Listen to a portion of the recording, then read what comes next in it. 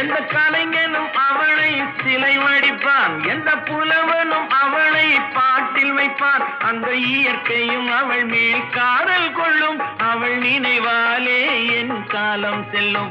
நான் பார்த்ததிலே அவள் ஒருத்தியை தான் நல்ல அழகி என்பேன், நல்ல அழகி என்பேன்.